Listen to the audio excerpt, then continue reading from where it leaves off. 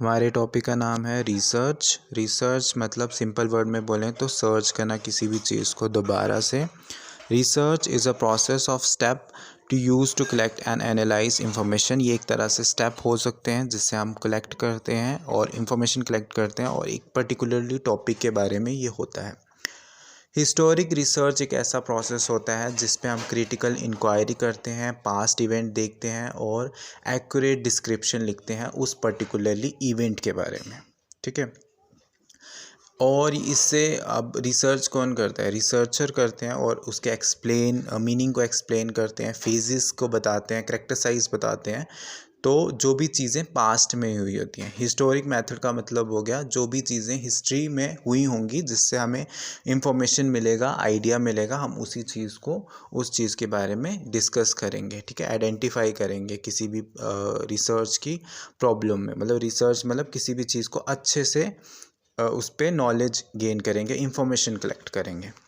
ठीक है, और ये फैक्ट्स पे बेस होती हैं और जो आगे जाके फ्यूचर में जो भी जनरेशन होगी उनको इंफॉर्मेशन मिलती है पुराने टाइम में क्या हुआ था।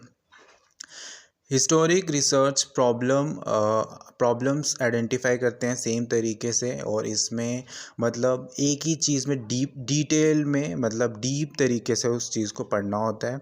उसमें कुछ आपको कुछ क्वेश्चंस भी आते हैं, कभी कभी आपको क्रिटिसिज्म भी फेस करना पड़ता है जब आप पुरानी चीज़ों पे डिस्कस कर रहे होते हो और आप कुछ गलत लिख देते हो या गलत पोर्ट्रे कर देते हो तो उसकी वजह से आपको नेगेटिविटी भी फेस करनी पड़ती है। जैसे आपने मूवी में देखा होगा, पद्मावत मूवी जो थी उसमें कुछ चीज़ें उन्होंने चेंज करके किया था तो उनको क्रिटिसिज्म भी मिला था। आदि पुरुष का भी उन्होंने बहुत सारी छेड़छाड़ की थी। तो ये सारी चीज़ें। Collection of evaluate of source material, तो ये इसमें एक बेसिक रूल होता है कि आपने हिस्टोरिक रिसर्च करनी है और जिससे आपको इंफॉर्मेशन मिलेगी। ठीक है, तो ये एक इवेंट मतलब इसमें आई विटनेस होते हैं। मतलब हो सकता है कि किसी के सामने ये चीज़ें हुई हों, वो डिस्कस करेंगे और वो आपको इन्फॉर्मेशन प्रोवाइड करेंगे, तभी आप उस चीज़ को लिखोगे। ठीक है, ओरिजिनल डॉक्यूमेंट्स पे आप देखोगे, पुरानी बुक्स को सर्च करोगे कि उसमें क्या इन्फॉर्मेशन है, तभी आप किसी चीज़ के बारे में बता सकते हो। ठीक है, फैक्ट बेस होता है ये।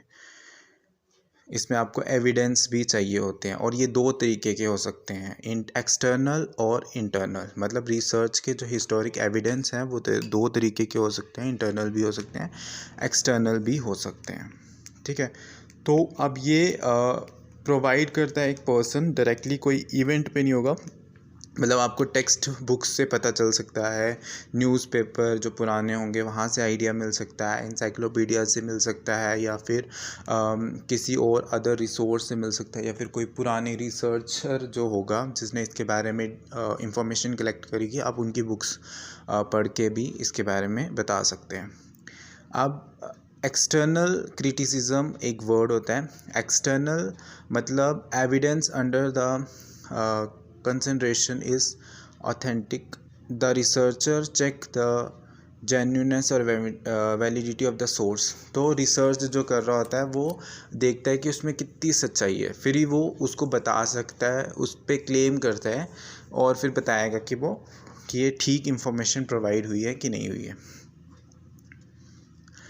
और राइटर या क्रिएटर जो होता है वो अनबायस्ड होता है। मतलब वो एक चीज़ पे बिल्कुल, बायस्ड का क्या मतलब हो गया, किसी एक इंसान या फिर एक बंदे पे पूरा करना, ठीक है, ये ठीक ही होगा, वैसा नहीं करते हैं। ऑनेस्टी देखते हैं वो, और जो उनके आइडियाज़ होते हैं वो उस चीज़ को भी रख सकते हैं।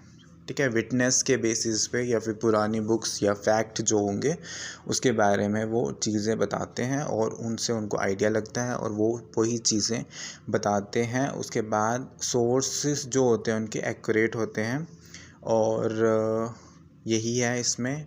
और नेक्स्ट वीडियो में हम आगे